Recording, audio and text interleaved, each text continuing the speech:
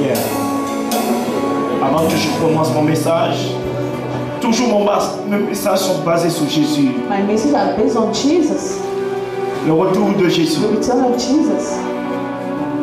Avant que je rentre dans mon message, Going through my message, pendant que nous étions en train de prêcher à Paris, while we were preaching in Paris, un homme va débarquer à la fin du message. At the end of the message, à la fin que nous avons prêché, c'était la Pâque. It was at Easter. À la fin, il va entrer dans cette pièce et il va dire, pasteur, il y a une église qui s'est écroulée.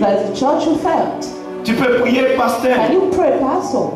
Et cet homme était dans cette église et il a fui. Et il dit, pasteur, prie. Et nous avons prié. Nous avons prié pour les personnes qui étaient sous cette école. Mais si je vais vous dire quelque chose, la Pâque, c'était la Pâque, c'est pour glorifier Dieu pour la délivrance. Parce que le peuple était captif. Et la Pâque, nous devons fêter chaque fois la Pâque pour reconnaître ce que Dieu a fait. Et nous devons instruire nos enfants pour ce que Dieu a fait. Mais il s'est passé quelque chose. Pourquoi la Pâque? L'ange de la mort est entré et détruit l'église. Or, la Bible dit, vous poserez les sangs sous les autels des morts et l'ange de la mort ne peut pas entrer. Et si l'ange de la mort est entré, c'est que l'église ne donnait pas gloire à Dieu. Il dit, l'ange de la mort passera ici et n'entrera pas, ne touchera pas les enfants d'Israël. Et la Bible nous dit que les enfants d'Israël n'ont pas été touchés pendant la Pâque. Parce que l'ange de la mort est passé parce qu'il a vu le sang. Mais il dit, mon jugement commencera dans ma maison. Ça veut dire dans la maison de Dieu. Il dit à quoi que je puisse juger ceux qui sont dehors, mais ceux de dedans. Ça veut dire les chrétiens qui ont le nom de chrétiens, mais qui s'entêtent à marcher comme le monde marche. Et le jugement sera plus terrible pour les enfants de Dieu. Parce que nous connaissons la parole de Dieu, mais nous nous entêtons de marcher comme le monde. Et de l'église, la Pâque, c'est passé quelque chose. Au Bénin, au Nigeria, le toit est tombé sur le peuple de Dieu. Or, c'était un jour pour Dieu. La mort ne devait pas entrer. Et la mort est entrée. C'est pour vous dire que Jésus revient. Dis attends que Jésus revient. Et le jugement de Dieu a commencé dans son église. C'était entre parenthèses. La Bible dit, celui qui veut se souiller, se souille. Celui qui veut se sanctifier, il se sanctifie. À toi, fais ce que tu veux. Et Jésus revient. C'est celui qui va avoir les vêtements propres, qui va entrer dans la danse. Cette table que Jésus a préparée. Nous pouvons avoir des églises partout dans le monde, mais ça ne veut pas dire que tout le monde entrera. Mais celui qui fait la volonté de mon Père, c'est celui-là. Ce soir, je vais vous parler.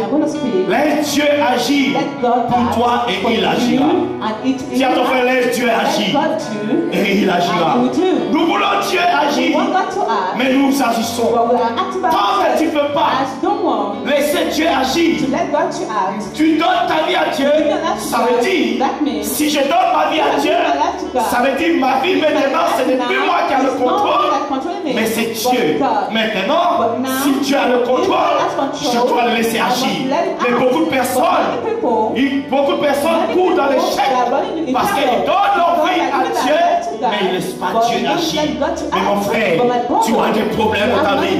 Laisse Dieu qui connaît l'aboutissement de toutes choses agir dans ta vie. Laisse-le prendre le contrôle et agir. Et tu verras ce qui va faire. Mais beaucoup de personnes, nous sommes à l'église. Oui, Seigneur, je te donne ma vie. Seigneur, prends ma vie. Seigneur, aujourd'hui, je te donne ma vie. Oui, le Seigneur, maintenant, tu l'as invité, mais tu ne laisses pas le Seigneur prendre ta vie. Contrôler ta vie. To control your life. Dis à ton frère, laisse Dieu agir pour toi. Parce que si tu agis, tu feras des choses qui ne sont pas bonnes. Si tu agis, tu prendras des décisions qui ne sont pas bonnes. Ça veut dire, mon frère, tout homme qui a essayé d'agir par sa propre force a été dans le trou et dans l'échec.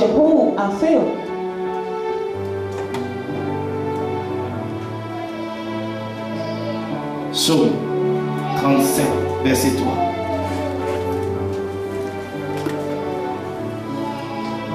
Confie-toi en l'Éternel et pratique le bien. Il dit confie-toi en l'Éternel. Ça veut dire et pratique le bien et il agira. Confie-toi, donne ta vie à Dieu. Donne toute ta vie à Dieu et laisse-le agir. Ça veut dire si nous nous confions en Dieu, ça veut dire nous croyons qu'il peut tout faire. Alors nous devons le laisser agir. Quelqu'un ne peut pas se confier à Dieu et il ne laisse pas agir. Ça veut dire que ce n'est pas possible. Il y a quelque chose qui ne va pas. Si je me confie à Dieu, ça veut dire moi-même je ne pouvais pas diriger ma vie. Je ne pouvais pas prendre les bonnes directives, les bonnes décisions. Et maintenant, je fais confiance en celui maintenant qui peut me faire prendre les bonnes décisions. Confie-toi en l'Éternel. Mais pourquoi les hommes ne veulent pas se confier en l'Éternel? Mon frère, je me suis donné totalement à Dieu. Ça veut dire, si je me suis donné totalement, je fais confiance à Dieu. Ça veut dire, je le laisse agir dans ma vie. Et je le laisse prendre les décisions qu'il faudra pour ma vie. Je le laisse choisir ma femme. Je le laisse choisir mon mari. Je le laisse choisir le lieu de mon travail. Je le laisse choisir le lieu où tu vas habiter. Je le laisse totalement le contrôle. Et alors, je réussirai dans toutes les choses que je vais entreprendre. Voici le problème des enfants de Dieu. Je me confie, mais je agis par ma propre force, j'agis par ma propre intelligence, et je prends mes propres décisions. Mon frère, ça ne va pas. Ça veut dire, Dieu va te laisser agir. Et tant que tu agis, Dieu n'agira pas. Dis à ton frère, arrête d'agir ce soir. Et alors Dieu va agir. Tant que tu agiras, ça veut dire tant, parce que quelqu'un qui agit, ça veut dire c'est quelqu'un, il a l'orgueil, il veut arriver par sa propre force. Ça veut dire, devant Dieu, tu as de l'orgueil. Et mon frère, ce soir, dis à ton frère, arrête d'agir et Dieu va agir. Tant que tu agis, Dieu n'agira pas.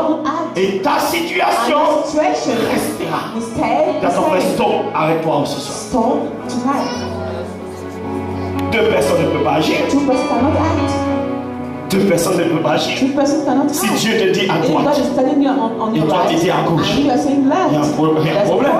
Il doit avoir une seule personne sur le gouvernail du bateau. Ça veut dire Jésus de Nazareth. Amen.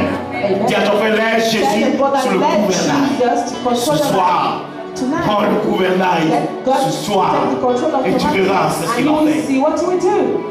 Il ne peut pas se tromper. Mais toi, tu peux te tromper. Si tu prends le gouvernail de ta vie, tu vas te tromper et tu vas échouer.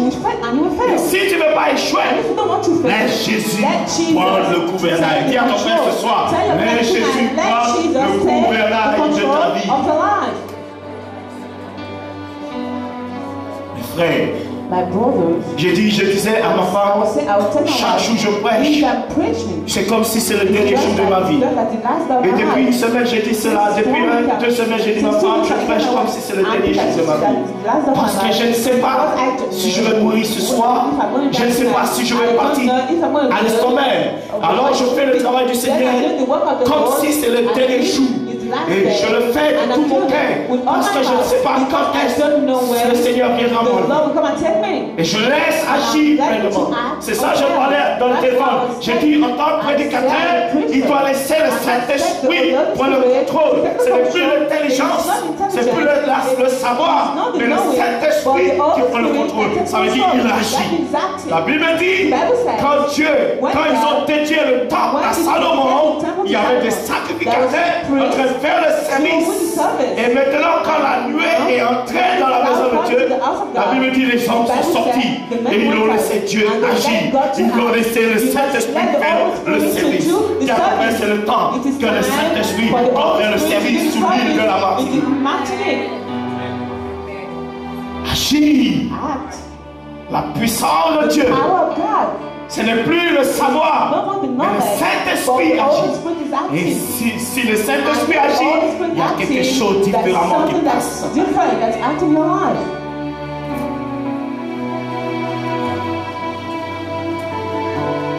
Confie-toi en l'Éternel et pratique le bien. Et pratique le bien. Voici le problème. This is the problem. Chaque jour je pleure. Chaque jour je pleure. Je suis entré à Paris. C'est vrai que l'église était un peu vidée. Mais quand je suis retourné, il fallait que je repartis encore un mois et demi. En train de transpirer encore un mois.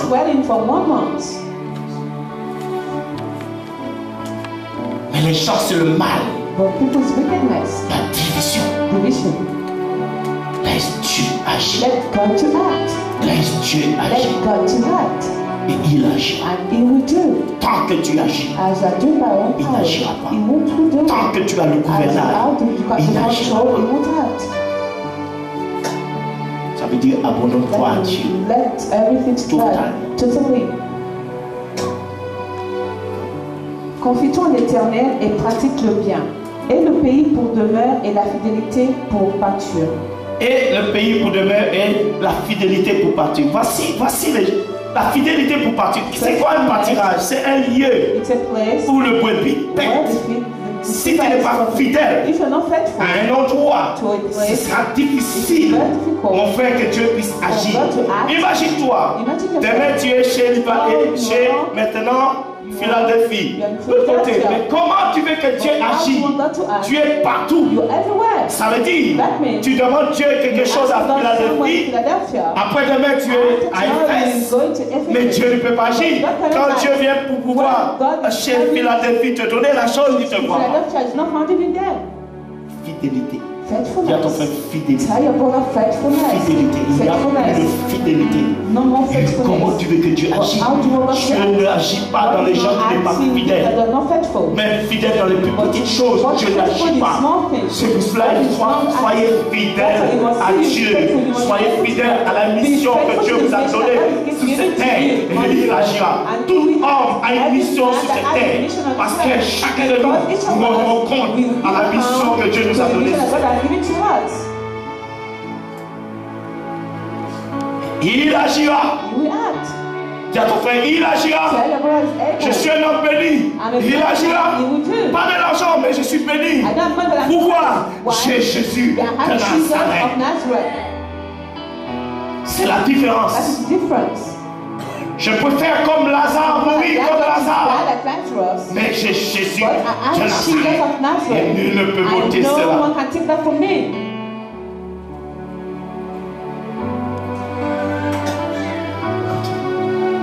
Fais de l'Éternel tes délices et il te donnera ce que ton cœur désire. Voilà. Donne l'Éternel la première place.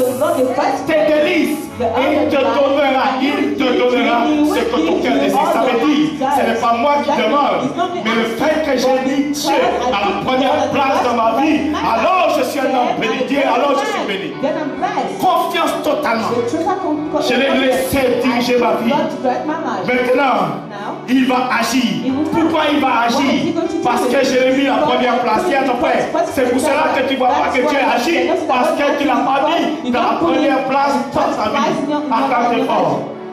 Vous pleurez trop. Mettez Dieu première place. Et il agira. Il donnera tout ce que ton cœur désire. Ça veut dire que tu n'as même pas encore ouvert ta bouche. Tu n'as même pas encore demandé.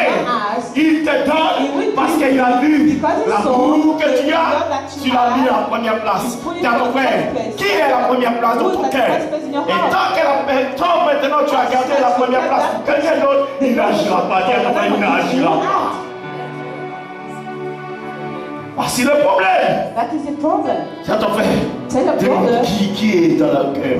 Qui est là? Qui est là? Who is in your heart? Qui a la première Who has the first place in your heart? Qui est number one? Who is the number one of your life? Qui est number one? Who is the number one of your life? Ton petit ami? Qui est number one? Who is number one? Ton mari? Qui est number one? Who is number one? Tes enfants? Qui est number one? Mon frère, ta femme, il n'agira pas. Je dis ma femme, j'ai épousé quelqu'un. J'ai épousé quelqu'un. Avant toi, il y avait déjà quelqu'un à la place. C'est pour cela que je ne voulais pas me marier. Parce que je dis ma femme, cette première place, c'est Jésus de Nazareth. Et personne ne peut le prendre.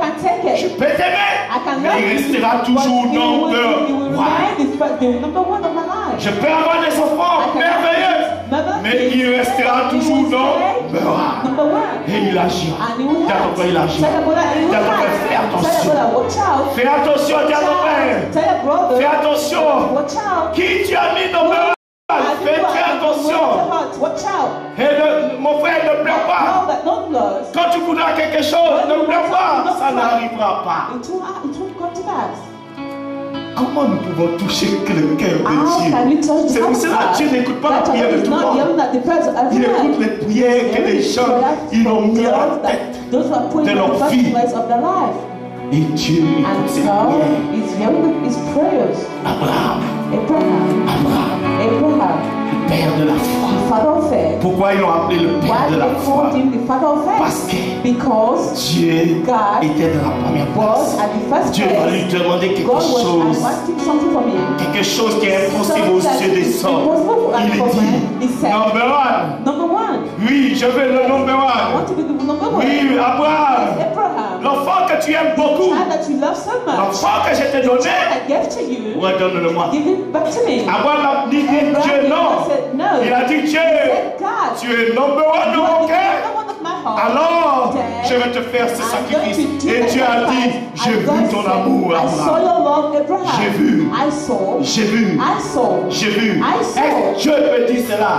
Quand Dieu te voit, est-ce que Dieu peut dire réellement, je vois que tu as mis ma première place, tu m'as mis dans la première place. Est-ce que Dieu peut dire cela? Est-ce que Dieu peut témoigner de toi? C'est pour cela qu'il y a certains hommes, Dieu aime certains hommes, comme un homme, certains hommes dans la Bible. Dieu aime et il y a certains hommes sous cette terre. Dieu aime, ça veut dire qu'ils ont un privilège devant Dieu, ils ont une grâce devant Dieu, parce qu'ils ont mis Dieu à la première place.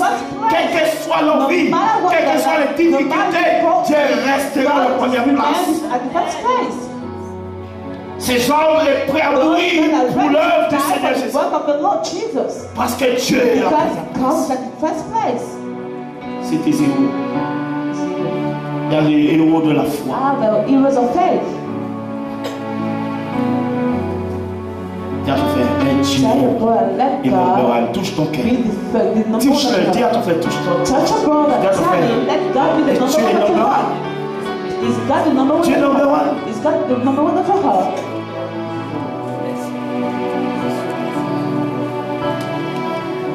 Fais de l'Éternel tes délices et te donnera ce que ton cœur désire. Recommande ton sort à l'Éternel, mets en lui ta confiance et il agira. Mais en lui ta confiance. Trust in him. Recommande ton sort. Ça veut dire donne ta vie à l'Éternel et il gira quand elle force.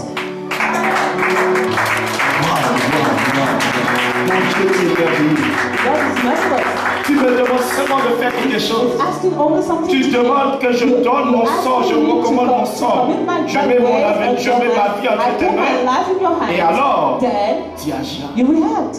Ce n'est pas difficile. It's not difficult. Dis à ton frère, ce n'est pas difficile. Qu'est-ce qui est difficile? What's difficult? De recommander son sang à l'Éternel. Et il agira. And he will do.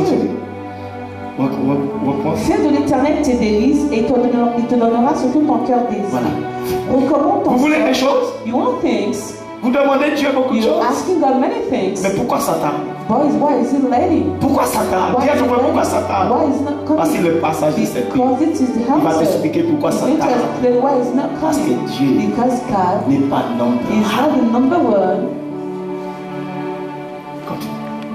Recommande ton sort à l'Éternel, mets en lui ta confiance et il agira. Mets en lui ta confiance et il agira.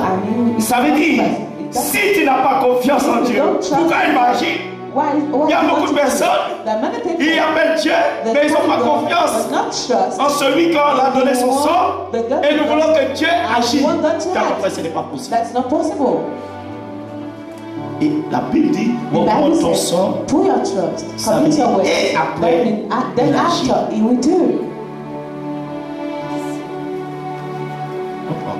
Recommande ton sort à l'Éternel, mets en lui ta confiance et il agira. Voilà. Si tu n'as pas mis ta confiance en Dieu, il ne peut pas agir. He cannot act. Ce n'est pas possible. It's not possible. Tell your brother tonight. Mets ta confiance en Dieu. Put your trust. Mais dis pas pasteur. Don't say pastor. Je dis. I'm saying. Confiance c'est quoi? What is trust? La confiance, comment on va voir? La confiance va se baser par rapport aux épreuves. Par rapport aux difficultés. C'est là qu'on veut si tu as confiance. Il faut cette confiance soit éprouvée. Et c'est là que les enfants de Dieu ne peuvent pas être éprouvés. La confiance envers ton Dieu doit être éprouvée. Comme Daniel et ses amis.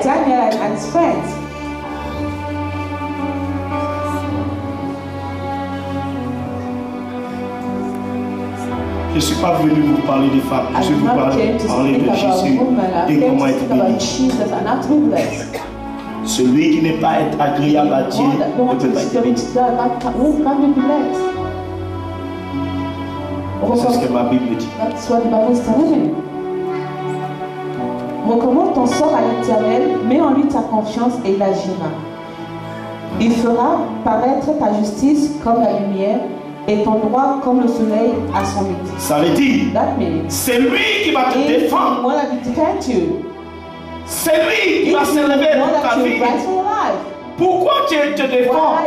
Parce que tu n'as pas recommandé ton sort à l'Éternel et tu n'as pas fait confiance. Alors tu commences à te lever par toi-même, pour te défendre toi-même. Et beaucoup de personnes, c'est comme cela. Alléluia. Nous allons prendre au verset 16.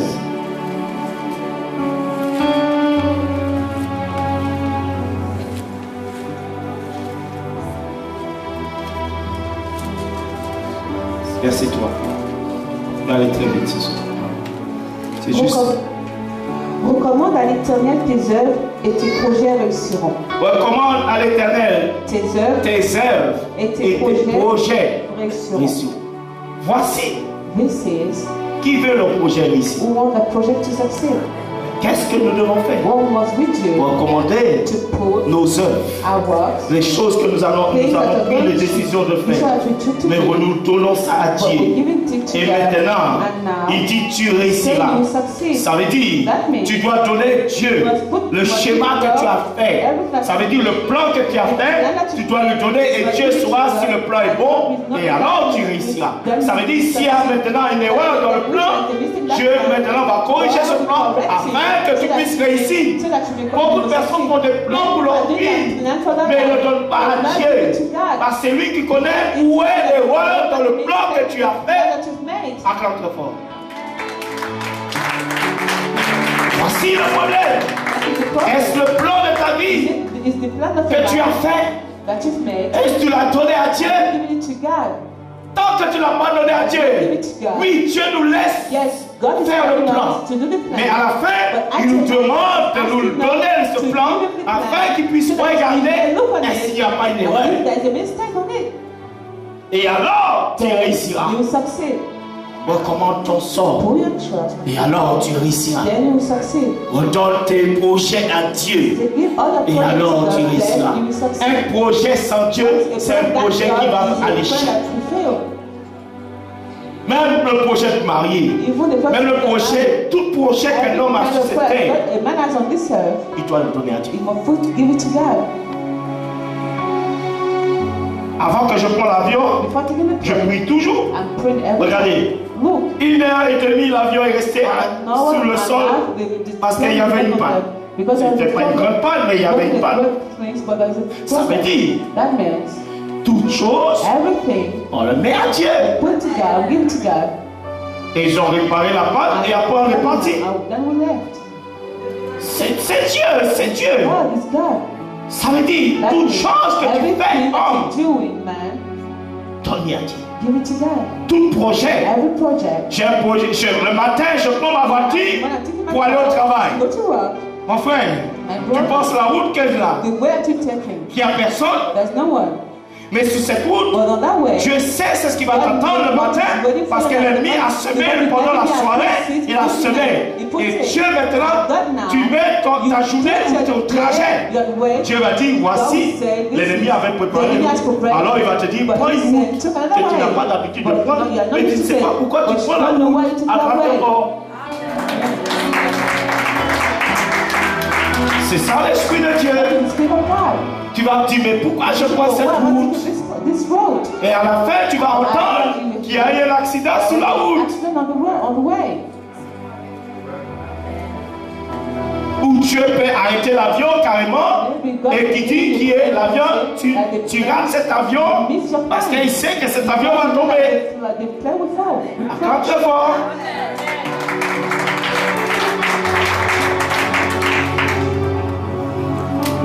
Dis à ton frère, laisse Dieu agir. Dis à ton frère, laisse Dieu agir. Dis-lui, laisse Dieu agir. Le problème, on ne laisse pas Dieu agir.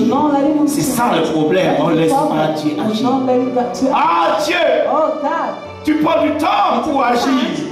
Alors Dieu, je vais te donner un coup de main. Est-ce que Dieu t'a donné un coup de main quand il fallait appeler la terre à l'existence et quand il devait créer toute chose, est-ce qu'il t'a donné un coup de main? Et aujourd'hui Dieu va te donner un coup de main. D'accord, arrête. Reviens dans ton bon sens. Dis, reviens dans ton bon sens. Dieu n'a pas besoin de l'homme, mais c'est l'homme qui a besoin de Dieu. Dieu n'a pas besoin de moi. Je suis seulement un instrument, il peut prendre n'importe qui. C'est une grâce, c'est un privilège comme Marie qui l'a utilisé. Il n'a pas besoin de moi en vérité. Il peut faire l'âne parler comme il a fait l'âne de Balaam parler. Il peut tout faire. Nous sommes rien de nous. Nous pensons que nous sommes importants, nous ne sommes pas importants.